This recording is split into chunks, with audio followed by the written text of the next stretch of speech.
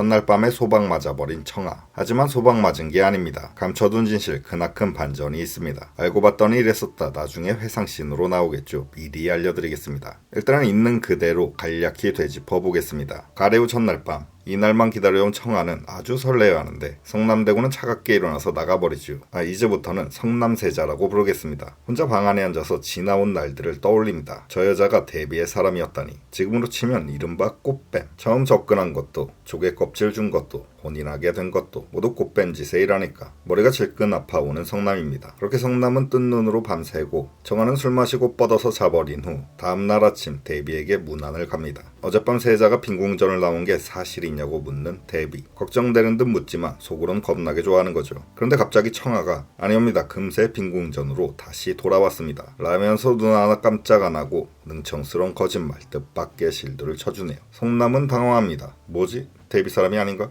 왜 거짓말하지? 앞뒤가 안 맞는데?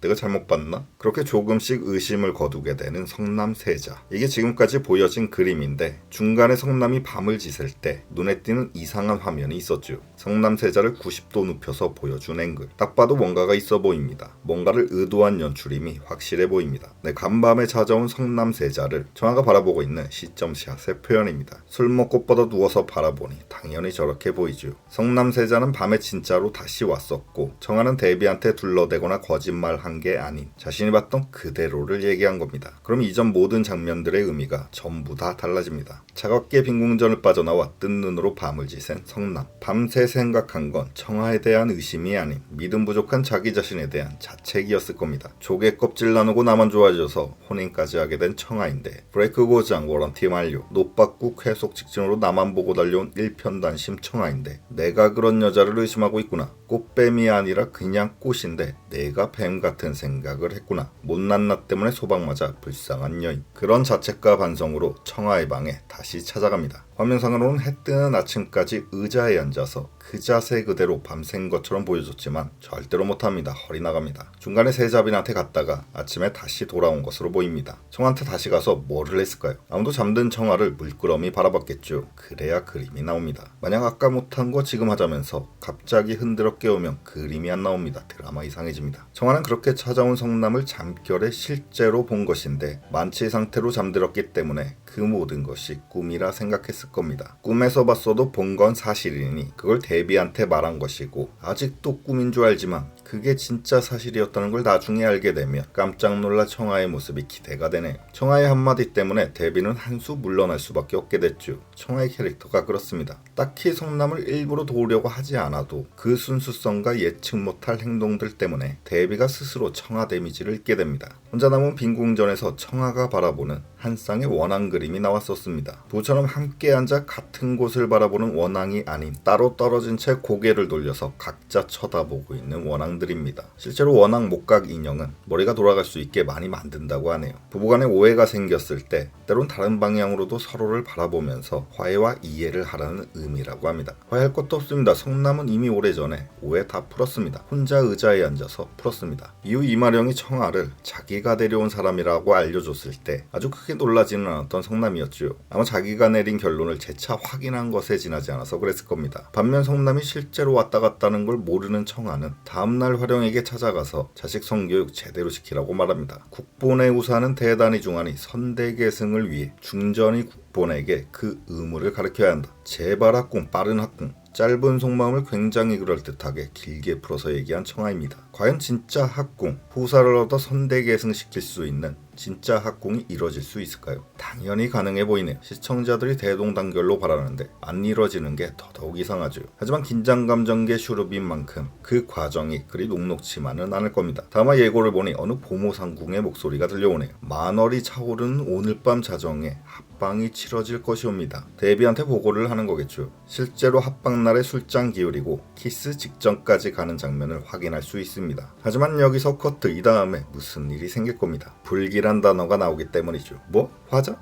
라면서 크게 놀라는 임화령. 신상궁이 궁 안에 떠도는 불길한 소문을 전했나 봅니다. 화자. 민망하고 죄송하지만 현대어로 풀었을 수밖에 없어서 말하면 그것은 고작 사전적 의미로 생식기관이 불안전한 남자. 그렇다면 성남을 향한 추잡한 소문, 근거 없는 낭설, 유언비어일 겁니다. 헛소문의 근원지는 당연히 데뷔. 별의별 짓 다 하고 있는 데뷔이죠. 손주한테 저러고 싶나 모르겠습니다. 그 헛소문이 효력을 발휘하려면 곧 있을 합방이 진짜로 실패해야 하기 때문에 데뷔가 뭔가 수를 쓸 것 같습니다. 성남청아 합방일에 사람 시켜서 치밀한 방해 전략을 펼칠 것 같네요. 데뷔의 머릿속 알 수 없지만 그럼에도 단순히 짧게 예측해보면 술에 약타서 잠재워버린다, 술안주에 장난질 친다, 촛불 쓰러뜨려서 불낸다 등등등을 생각해볼 수 있겠네요. 중간에 어떤 방해가 생길지 모르겠지만 키스 직전까지 간 건 사실입니다. 알고 봤더니 상상이었다. 이런 게 없어서 좋은 드라마입니다. 결정적인 순간 키스 직전에 데뷔의 방해는 받겠지만 반드시 이겨내고 합방을 잘 마무리했으면 좋겠습니다. 합방 기원, 데뷔 퇴출 기원하면서 영상을 마치겠습니다. 감사합니다.